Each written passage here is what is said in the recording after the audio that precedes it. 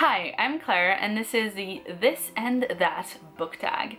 This tag was created by Kelly at What Kelly Reads, and I saw it over on Books and Pieces channel first, I think. I will leave both of their links in the description box below. I wasn't tagged, but it sounded like a really fun tag to do, so I thought I'd give it a go. 1. Which is your oldest book and your newest? All my oldest books are at my parents' house and I don't have them here. My very oldest book is also my smallest, so you're going to meet it very soon. My second oldest book is Cradle by Kurt Vonnegut. This used to belong to my mom. She bought it when she lived in the UK herself when she was in her 20s, and later gave it to me because I guess she had already read it. I still haven't read it because I'm such a great daughter. There you go. My newest book is Geek Girl by Holly Smale, and I picked this up for free at an event the other day, and I'm really happy that I get to give it a go because everyone's talking about this one. 2. Which is your biggest book and your smallest in terms of actual book size and not page count? So my biggest book is this illustrated Terry Pratchett story.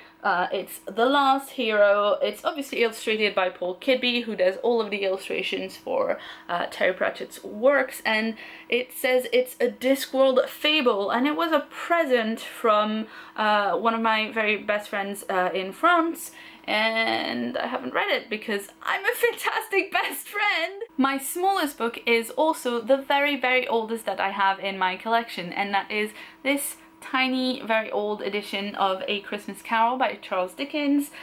This actually belonged to my grandfather and was given to me when he passed. I cannot actually open it to show you the inside because the pages don't hold together very well. 3. Show us the longest book and the shortest that you own in page length. And the longest book that I own, surprisingly, is Harry Potter and the Order of the Phoenix.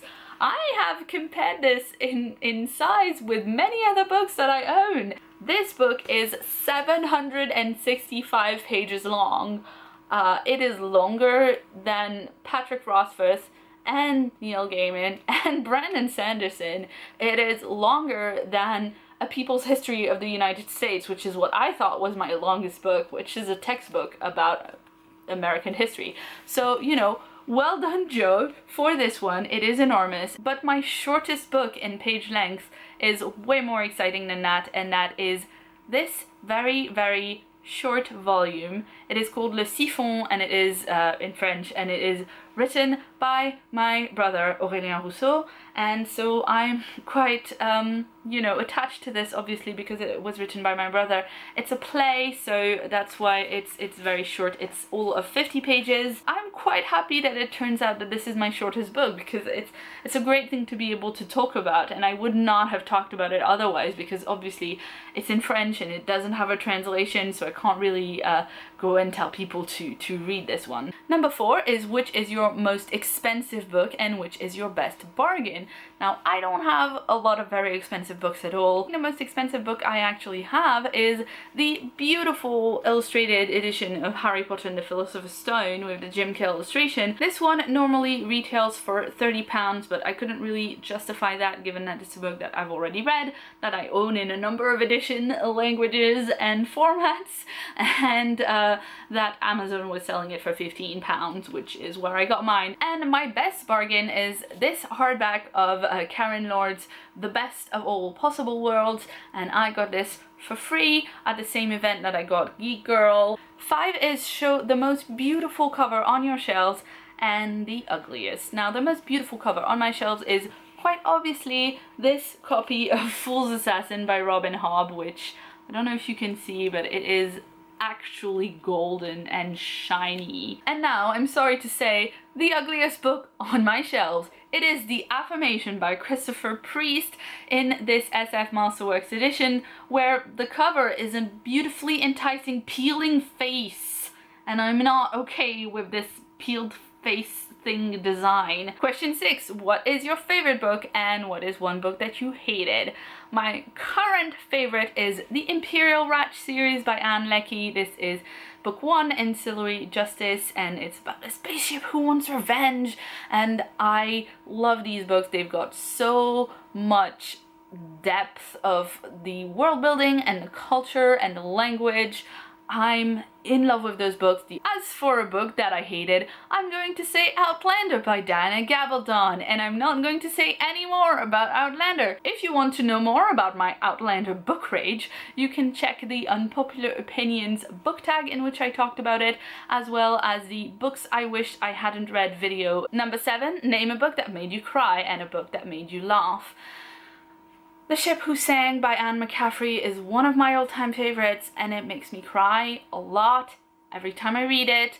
And if you've read this book, I don't think you should be too surprised that I'm so in love with Anne Leckie's work, because there are a lot of recurring themes. And a book that is currently making me laugh is Carry On by Rainbow Rowell. This is the novel of the fanfic that's Kath is writing in Fangirl, and Fangirl is also a very dear book to me, and I am currently reading this and it's hilarious. Number 8 is name a book that warmed your heart and one that made you shiver. And a book that warmed my heart was Fangirl by Rainbow Rowell. I absolutely love this book. It's about fandom, and I'm a fan, and I've been in fandom for a long time. I just felt like it was a huge part of my life that I'd never seen explored in a book before, that was finally present on the page. And it was really, really fun, really, really great. And that's why I think it's particularly heartwarming to me. And for a book that gave me chills, I've got I Am Princess X by Cherie Priest. This is a book about a girl whose best friend died some years ago, and suddenly she starts seeing signs all around town that advertise this comic about Princess X, this character that they created together, and there's no way that anyone except for her dead friend could have done any of it. And so it's all about this girl looking for her dead friend. It's so creepy and so tense. Number 9, what's a book that you can't wait to read and one that you've been putting off? Now, a book that I can't wait to read is Sorcerer to the Crown by Zen Cho. It's like the shiniest book ever. Look at this cover. It's so cool.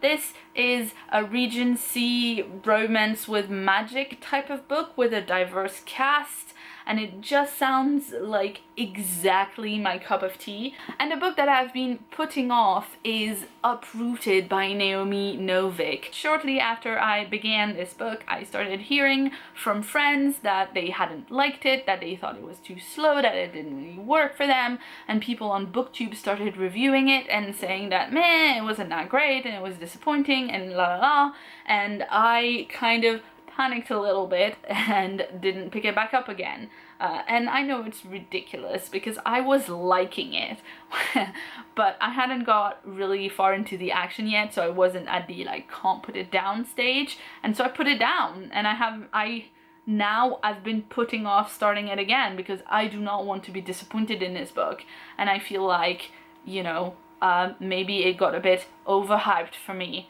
So I'm gonna read it at some point, and I hope that I like it. 10. Recommend a book that you want more people to read and one that wasn't as good as you expected.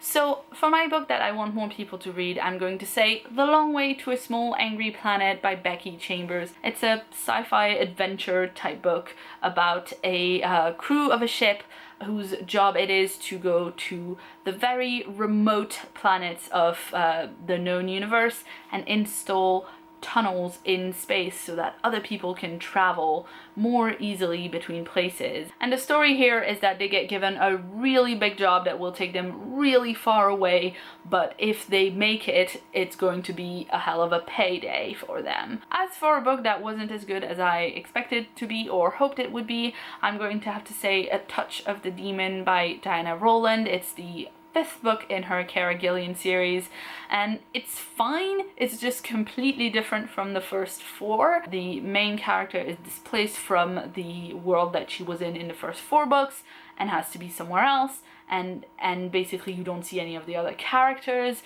I thought the book was well written, and I thought it was a pretty bold move for the author to just completely change the course of the series, as is obviously her prerogative if that's what she wants to do.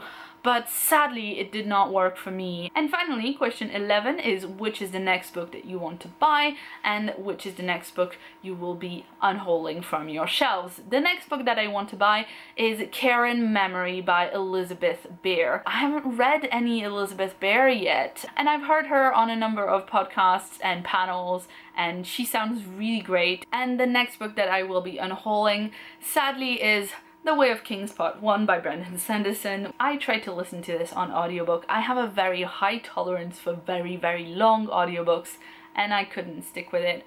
I know that some people adore those books and that they say that it's well worth sticking to them, but I couldn't, and I have other Brandon Sanderson books to read. So I'm going to be getting rid of this one because I don't even have book 2. I don't even have like a complete book here, just one volume, so it's going to have to go, I'm afraid. So this was the This and That book tag. I will be tagging a few people in the description box below, so keep an eye on that. And I hope you enjoyed this video. If you have any recommendations for me for books you think I would enjoy based on what I said in the video, please let me know in the comments down below. God knows I don't need more books, but I will probably be buying more anyways. If you'd like to see more from me, you can check the sidebar right here for more videos. And if you haven't yet, please hit that subscribe button for more videos from me every week. I've been Claire, thanks so much for watching, and see you soon.